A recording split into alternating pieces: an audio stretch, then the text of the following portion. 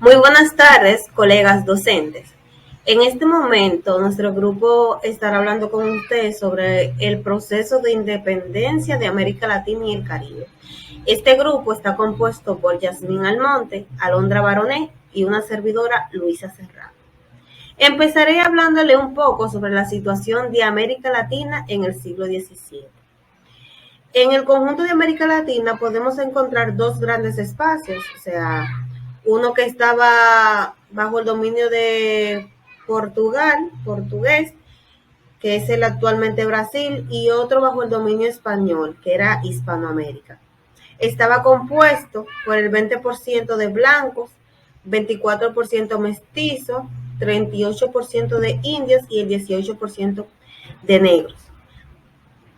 Los blancos eran quienes se encargaban de los puestos administrativos, mientras que los mestizos eran como un grupo indecisos, pues aunque estos estaban regulados, todavía no podían ocupar dichos puestos así tan altos y lo tomaban para trabajos no tan forzados como en el campo y también en la industria y el comercio. Más adelante tenemos a los indios.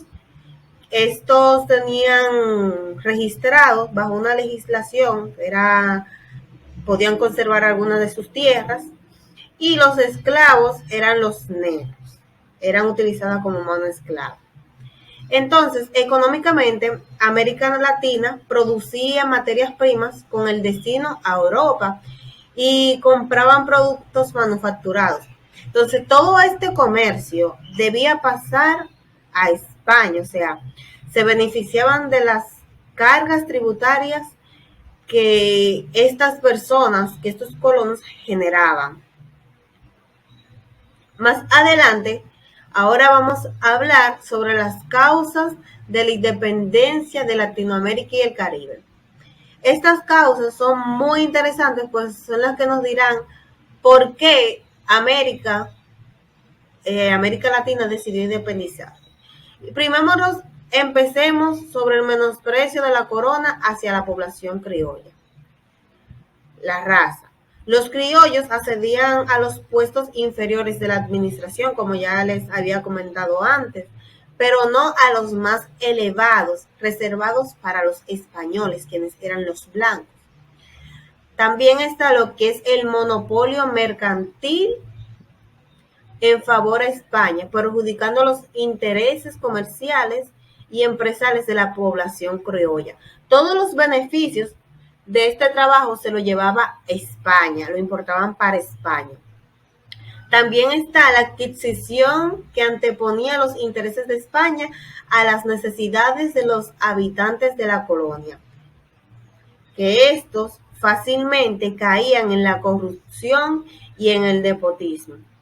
Y por último, está la condición, la diversidad racial, lo que llevaba a una exclusión y sometimiento de esas partes, o sea, que no eran tan importantes de la población, por ejemplo, de los indígenas y de los negros, y también de la población mestiza.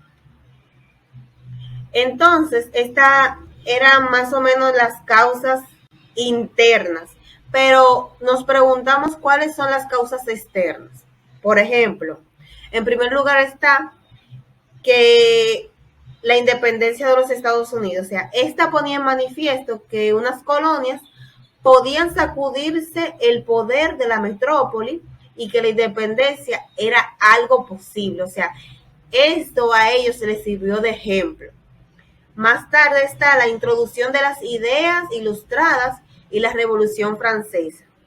Bueno, estas ideas dimensionaron las demandas económicas de los criollos al situarlas en un plano político y de autonomía nacional y personal. Y por último está la creciente economía inglesa con su desarrollo industrial y la necesidad de nuevos mercados.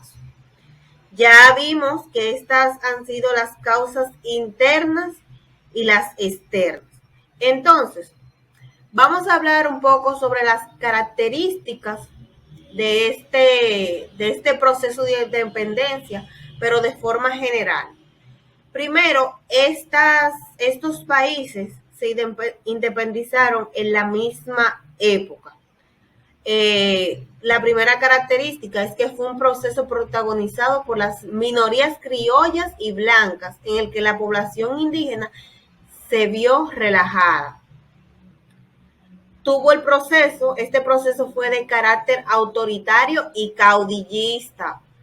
O sea, ellos no promovieron un cambio social, sino un cambio de titularidad, o sea, de poder.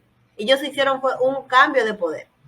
Además, este proceso fue largo y sumamente complejo.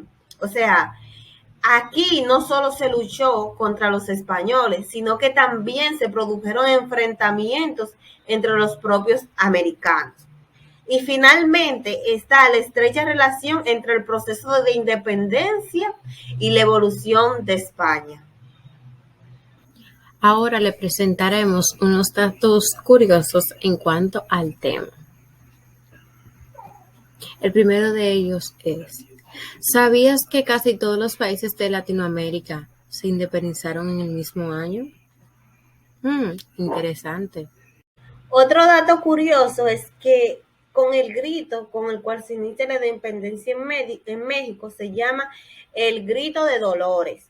Es sumamente curioso que en estos países siempre se inicia la independencia con un grito. ¿Sabías que Haití era la colonia más rica del Imperio francés? Estos fueron los primeros en independizarse. Hola, les habla Jazmín Almonte y les estaré hablando un poco sobre el proceso de independencia latinoamericana y del Caribe. El proceso de independencia. Se dice que fue la invasión francesa el desencadenante inmediato del proceso independentista, con la autoproclamación de Cádiz como depositaria de los derechos dinásticos y salvaguarda de lo que fue la unidad de España. Esto no fue suficiente. Entonces, América Latina se debatió entre acatar la autoridad española con el riesgo de terminar convertida en una colonia francesa o tomar la iniciativa y constituirse como un poder propio. Las autoridades españolas decidieron por la fidelidad a Cádiz, mientras que los revolucionarios apostaron por la gestión autónoma del poder. Es así cuando se inicia el camino entre los vaivenes hacia el proceso independentista. La independencia de Sudamérica. Tras la expulsión de los ingleses, el intento de ocupación en el 1807, Santiago Liniers se convierte en el nuevo gobernador militar de Buenos Aires. Los criollos se convencieron de su fuerza, ya que fueron ellos los que, por así decirlo, repelieron el ataque británico y no los peninsulares. Se dice que en el caso de Paraguay la independencia fue distinta. De entrada se situó en una forma, digamos, recelosa ante los acontecimientos de Buenos Aires, prefiriendo sus autoridades reconocer la regencia de Cádiz y apoyarse en el bando realista. Fue así cuando en mayo del año 1811 se produce un golpe de Estado encabezado por los criollos que declaró lo que fue la independencia de Paraguay.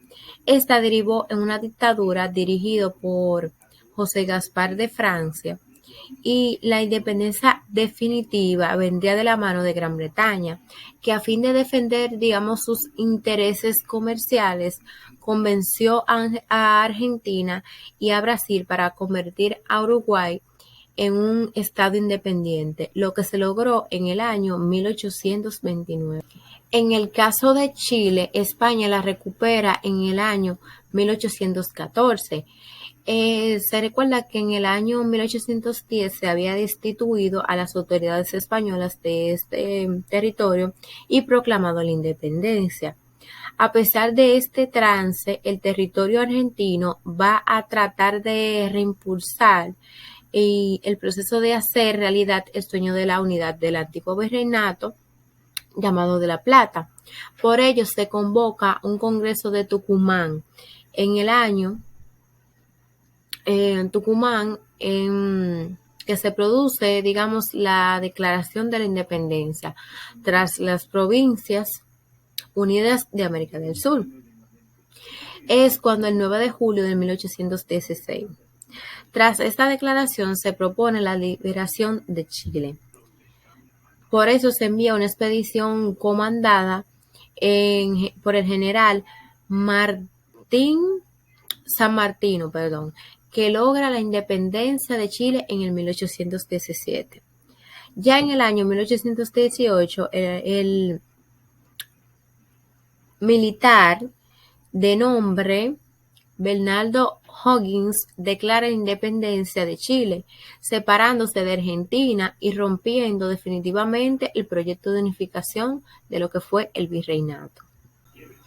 Abordando lo que fue el proceso de independencia de Centroamérica y México, se dice que de todos este fue el proceso que tuvo mayores diferencias, ya que parte de unas revueltas sociales que se dieron en el año 1810 y 1815, protagonizadas por la población indígena. Estas estaban encabezadas por dos sacerdotes rurales, de nombre Manuel Hidalgo, el primero, y José María Morelos, el segundo.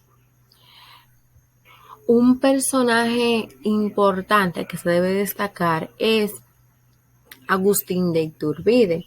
Este proclamó el Plan de Iguala en el 24 de febrero de 1821 y defendiendo al gobierno monárquico, garante de la religión y de los derechos, propiedades y privilegios de la alta clase. Se dice que este levantamiento contó con un apoyo de la élite y obligó a España a reconocer la independencia de México, tras firmar el Tratado de Córdoba el 24 de agosto del año 1821. Un mes más tarde, las principales autoridades mexicanas firmaron la Declaración de Independencia del Imperio Mexicano. Se dice que el resto de América Central se había mantenido leal a España, pero que la independencia mexicana y de Nueva Granada provocó que se iniciase un movimiento independentista, surgiendo así en el 1821, tras una realidad política inestable que ya había entre dos bandos. Uno de los bandos estaba a favor de la anexión a México y otros a favor de la independencia.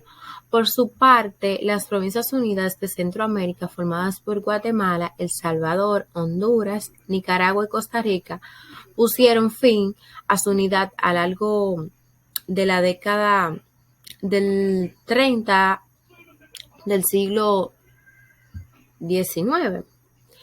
En esta, Nicaragua se separó de la República el 30 de abril de 1838, Honduras el 6 de octubre y el 14 de noviembre le tocó a Costa Rica. Por otro lado, Guatemala se separó el 17 de abril de 1839. En el caso de Perú, Nueva Granada y Venezuela, esas se convocaron a lo que fue un congreso nacional llevado a cabo en Venezuela, del que surge un gobierno que proclama la independencia de Venezuela el día 5 de julio de 1811. En Ecuador se creó una junta y se aprobó la independencia, dotándose en febrero del 1812 de una constitución. Del proyecto de Gran Colombia en Venezuela sería la primera en separarse y fue con una fuente de presencia de la población blanca, que aún ocupados en los principales centros políticos y económicos, planteó la separación, nombrando su primer presidente en el año 1830. Por último, en Brasil, tras la llegada de la familia real a Brasil, esto supuso un cambio en el estatus de la colonia, al realizarse una serie de reformas que convierten a Brasil en sede del imperio. A la vez, se abren los puertos del comercio con todas las naciones, poniendo fin al monopolio que había implantado el monopolio portugués. Entonces se crean las instituciones de gobierno, el Consejo de Estado, la Corte de Justicia, entre otras. La independencia de Brasil tuvo partida a través de lo que fue el Grito de Ipiranga, que se llevó a cabo el 7 de septiembre del 1822 y declaró su independencia nombrando emperador al príncipe Pedro. Bien, chicos, ahora les hablaré un poco sobre la consecuencia del proceso de independencia, especialmente las económicas, políticas, sociales. Vamos a empezar con las económicas. La consecuencia más visible de la independencia de las colonias americanas fue el final del monopolio español y brasileño y con ello la apertura de Latinoamérica al mercado mundial. También la gran beneficiaria de este cambio fue Gran Bretaña, que pudo acceder libremente al mercado latinoamericano proveyéndolo de productos manufacturados. En muchos casos, la calidad y precio de los productos ingleses dieron al traste con la incipiente industria local.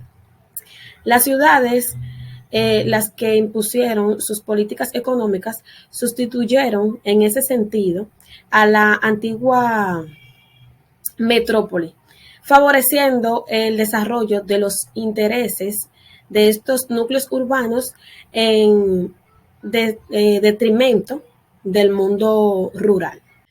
Bien, otra consecuencia de las guerras fue la disminución de la mano de obra y la liberación de aquellos esclavos a los que se le había prometido la libertad si se enrolaban en los ejércitos, es decir, si ellos participaban en las guerras.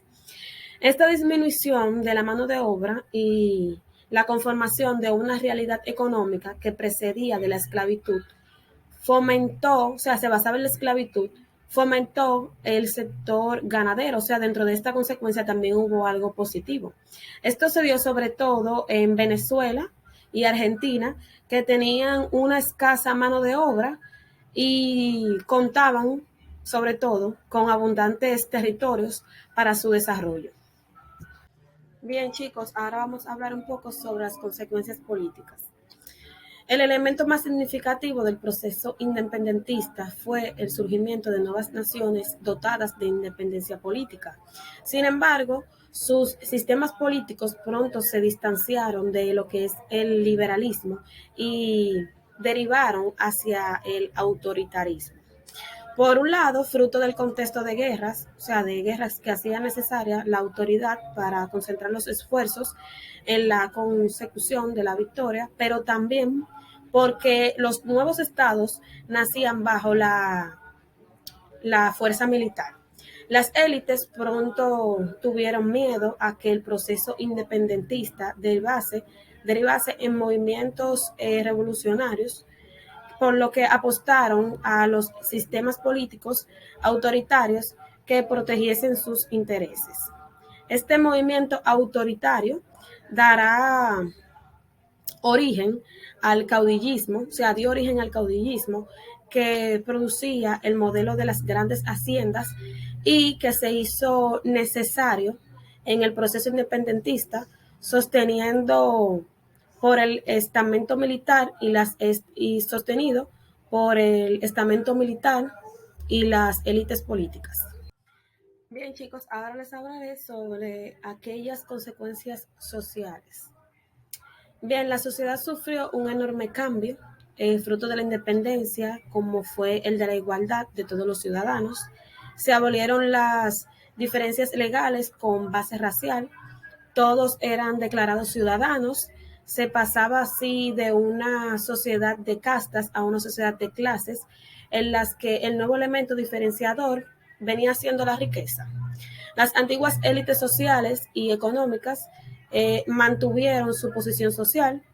La esclavitud fue una realidad que tendió a desaparecer, cuyo proceso en algunos países, como ya saben, se inicia con los procesos, valga la redundancia, de independencia, mientras que en otros se tienen que esperar hasta mediados del siglo para la aprobación de leyes o aboliciones. También los indios pasaron a convertirse en ciudadanos, pero sus propiedades comunales se vieron reducidas progresivamente por el avance de las haciendas.